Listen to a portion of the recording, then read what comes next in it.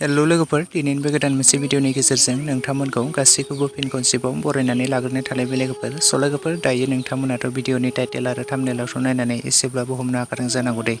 दिनैनि भिडिअआ मानि सोमोन्दै जागोन। लोगोफोर, दायो आं नोंथांमोननि सेराव लानानै फैदों मोनसे गोदानै आपकामिं बर' सावथुननि सायाव आपडेट लानानै। लोगोफोर, नोंथांमोना बे बर' सावथुननि सायाव आबुङै मिथिनो थाखाय भिडिअखौ फार्स्टनिफ्राय लानानै जोबजासिम नायलांबाय थायोब्लानो जाबाय लोगोफोर। लोगोफोर, बे फैनो गोनां गोदानै आबुं बर' सावथुननि टाइटेल आरो थाम्बनेइलनि मुङानो जादों जांख्रिथायनि थैसाम 2। लोगोफोर, नोंथांमोनाथ' आगोलाव जांख्रिथायनि थैसाम पार्ट 1 आबुं बर' सावथुनखौ गोबाङानो नायखाबाय आरो नुखाबाय नङा होमबा लोगोफोर। आरो बे गोदानै फैनो गोनां बिथां पंकज लाहारिनिनो स्ट'रि स्क्रिप्ट आरो डाइरेक्सन होनायाव दिहुनजानो गोनां मोनसे गोदानै जांख्रिथायनि थैसाम पार्ट 2 फैनो थांगासिनो दं लोगोफोर।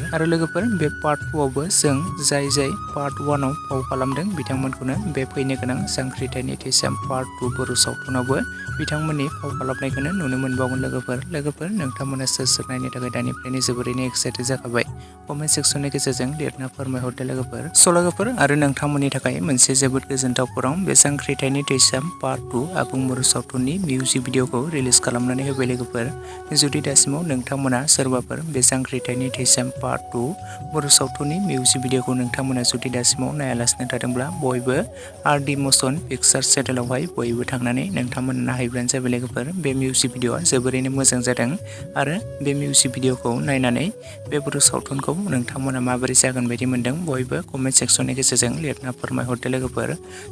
लोगोसेनो दासिमनि सर्ट आपडेट भिडिअ बेखिनियावनो। भिडिअखौ नायनानै जुदि नोंथांमोना मोजां मोनदोंब्ला लाइक खालामदो, शेयार खालामदो, लोगोसे चेनेलाव गोदानै फैदोंब्ला साबस्क्राइब खालामनानै खाथिनि बेल आइकनखौबो अल प्रेस खालामना लादो लोगोफोर।